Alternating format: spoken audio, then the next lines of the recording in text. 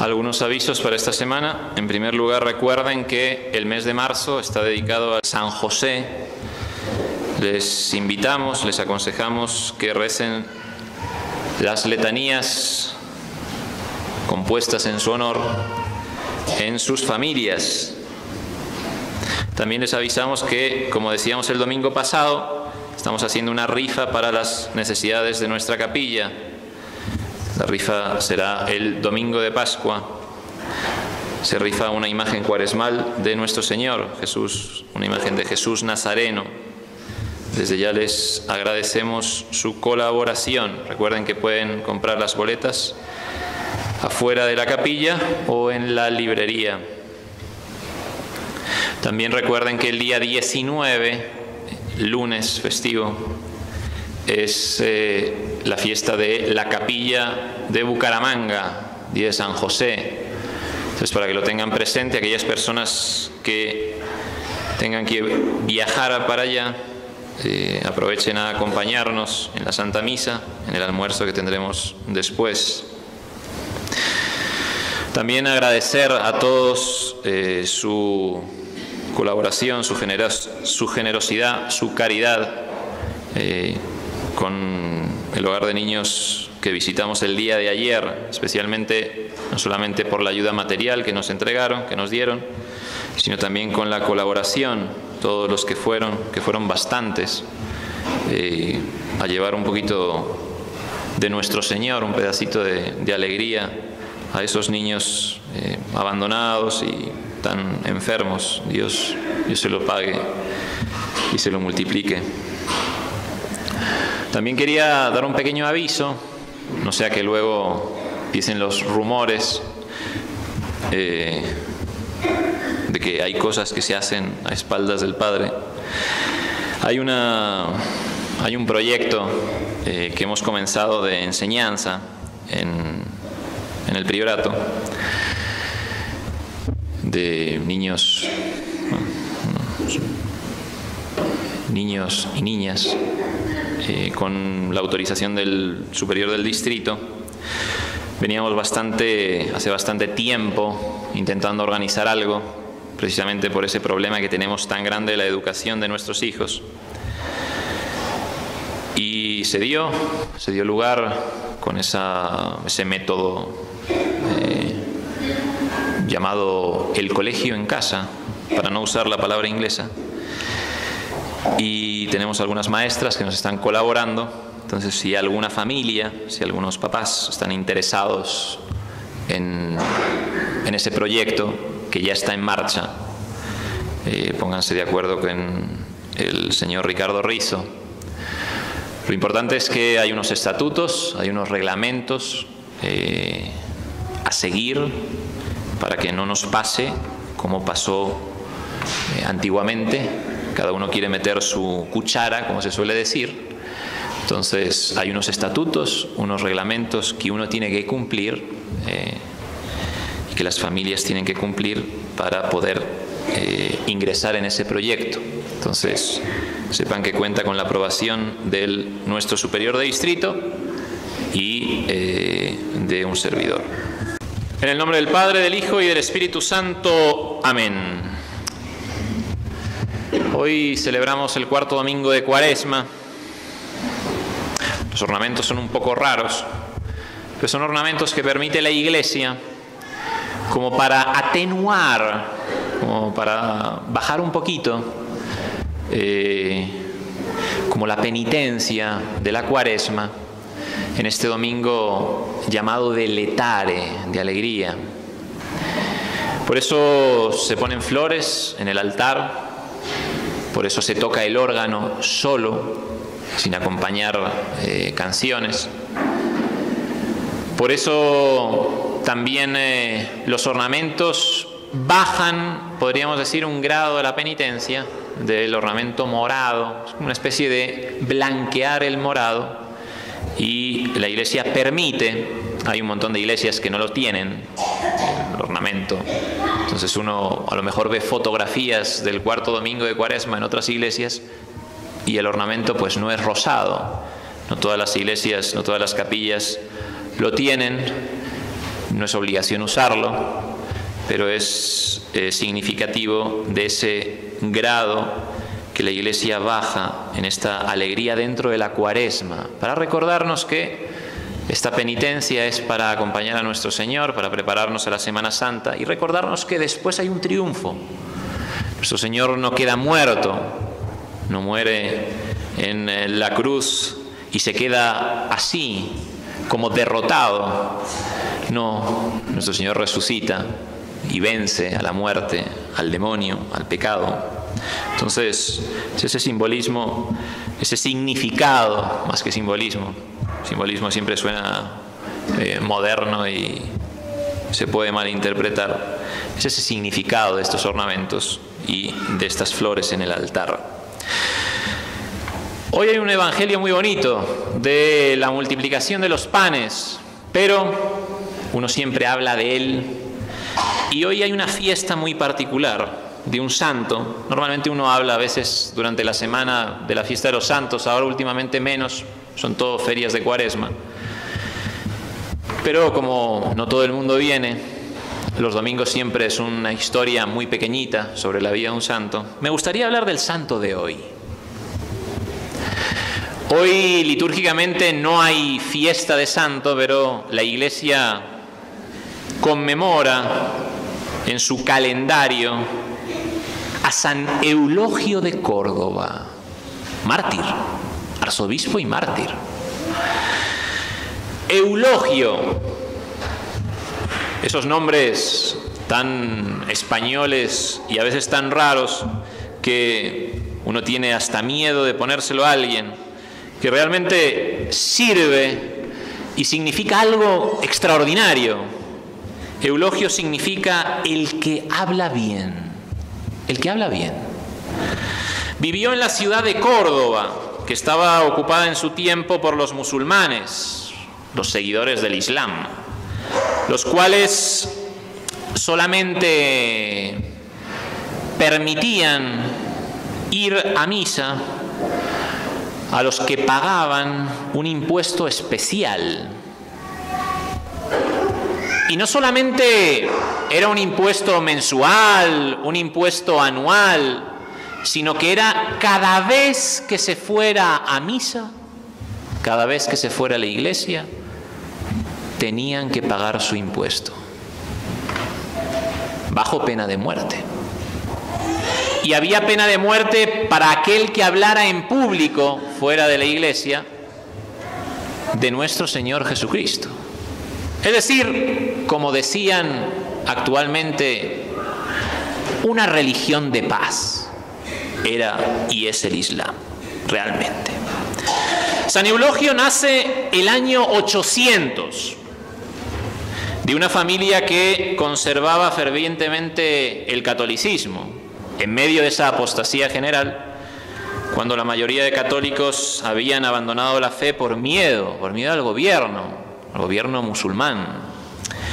Su abuelo fue uno de los que lo impulsaron para tener esa piedad y llegar a esa santidad. También se llamaba Eulogio. A veces uno tiene miedo cuando el abuelo se llama Eulogio, el papá se llama Eulogio. Uno sabe que hay cierta oportunidad de que a uno también le toque ese nombre raro. Y así pasaba en las familias. Se ponían esos nombres de padres a hijos. Y su abuelo lo enseñó desde pequeño a que cada vez que tocara el reloj de la torre las horas, dijera una pequeña oración. Es interesante. Modo de mantener la presencia de Dios. Cada vez que escuchara el reloj dando las horas, rezar un poquito, una pequeña oración, una jaculatoria.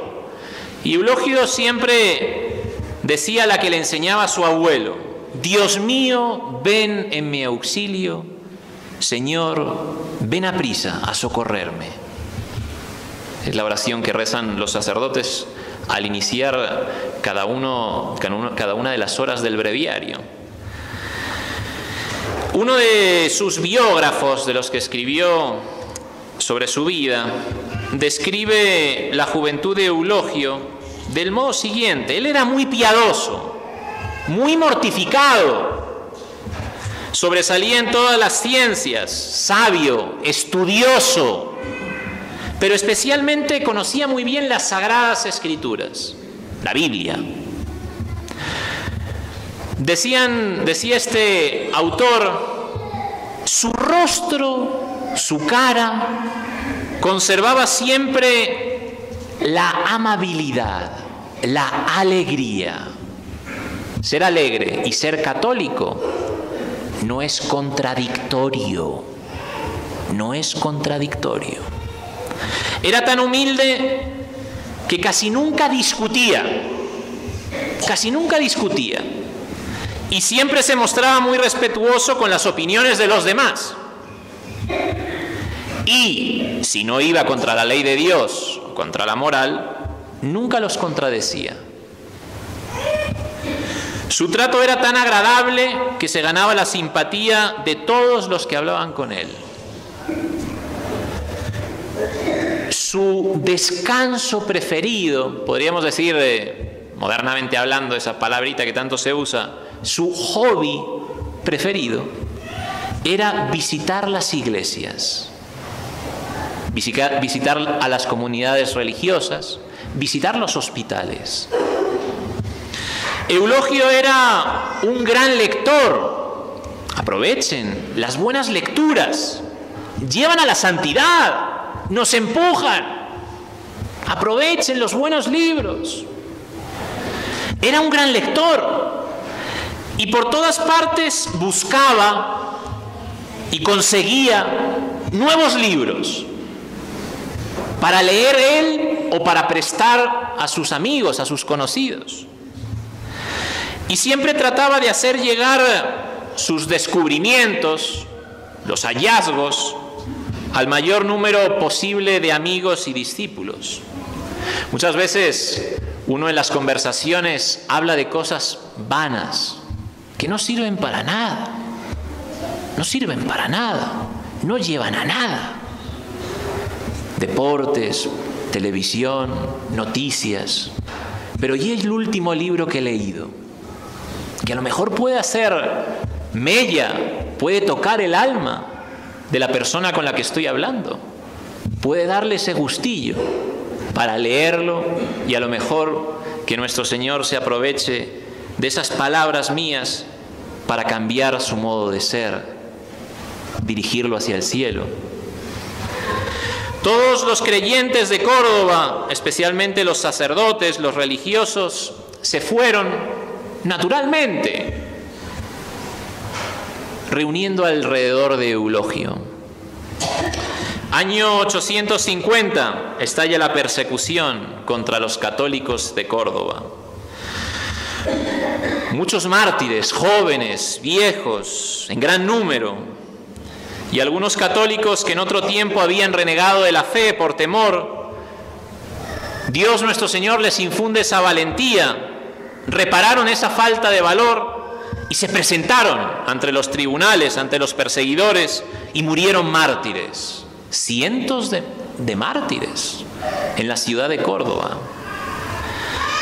Algunos un poco más flojos decían, aconsejaban incluso, no hay que hablar de religión en público, no hay que hablar de religión en público.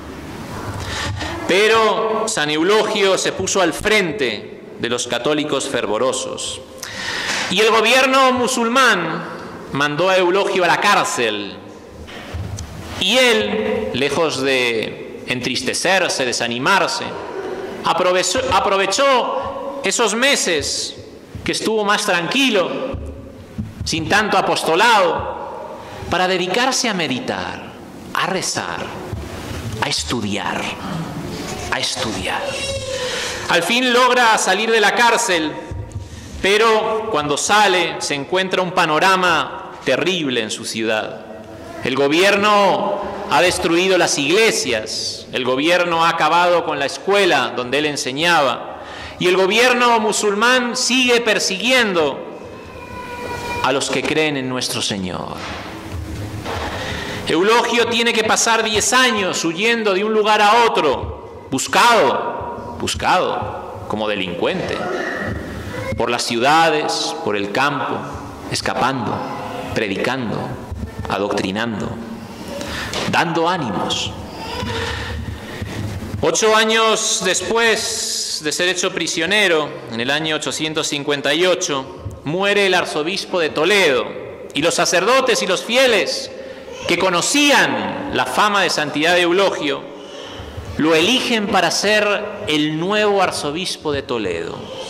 Pero el gobierno se opone, no quiere a Eulogio, por nada del mundo. Algo más glorioso esperaba a nuestro santo, su martirio. Algo más glorioso, su martirio. Y sucedió de una forma rara, providencial, como nuestro Señor maneja los hilos de la vida de sus santos. En la ciudad de Córdoba había una joven llamada Lucrecia, hija de padres musulmanes, y ella conoció la religión católica y deseaba vivir como católica, pero las leyes se lo prohibían y querían hacerla vivir como musulmana. Y entonces ella se escapó de su casa, huyó, y ayudada por Eulogio se refugió en una casa de unos buenos católicos. Pero la policía descubrió dónde estaba y el juez decretó pena de muerte, no solamente para ella, sino también para Eulogio, que la había apoyado. Y así fueron llevados al tribunal, y nuestro santo, frente a uno de los fiscales de la ciudad, escuchó cómo el gobernante, el fiscal, le decía que el pueblo ignorante se deje matar por proclamar su fe, lo comprendemos. Pero tú, Eulogio, el más sabio, el más apreciado de todos los católicos de Córdoba, no debes ir así a la muerte. Te aconsejo que te retractes de tu religión y así salvarás tu vida. A lo cual nuestro santo respondió: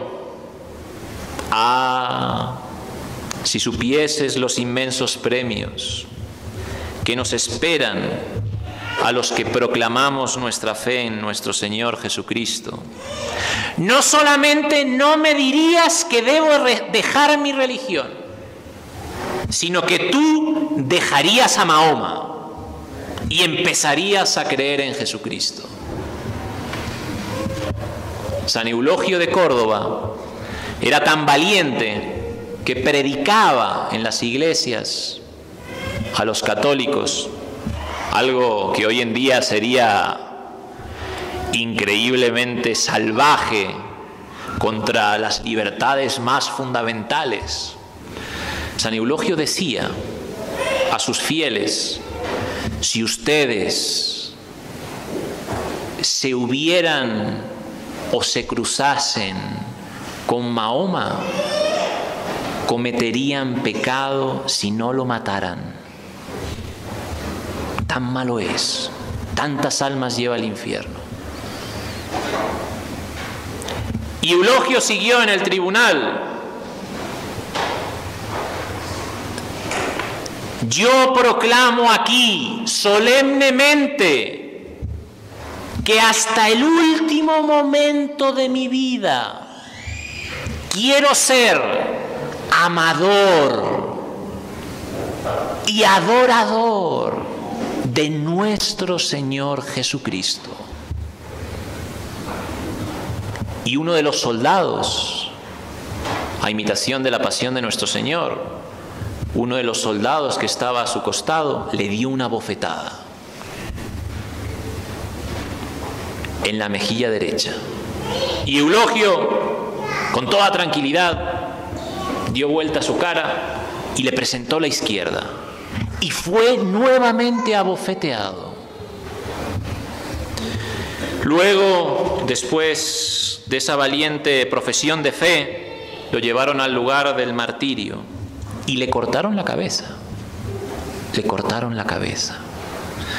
Poco después también martirizaron a esa discípula suya, Santa Lucrecia, esa joven que tuvo que huir de su casa para poder morir mártir. Mis amadísimos hermanos, hoy es un día importante para nuestra patria. Pidámosle a San Eulogio que nos dé esa fortaleza, que nos dé esa valentía para no escondernos nunca. Y decir, podríamos tener una jaculatoria para con San Eulogio, como él las hacía con nuestro Señor. San Eulogio, consíguenos el entusiasmo, la alegría, la fortaleza por nuestra religión, por su defensa. Recuerden lo que dice nuestro Señor, mis amadísimos hermanos, mis queridos fieles. Dichosos vosotros cuando os persiguen, os traten mal, os insulten por causa de mi nombre.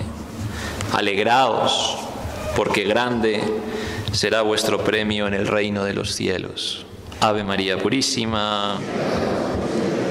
En nombre del Padre, del Hijo y del Espíritu Santo. Amén.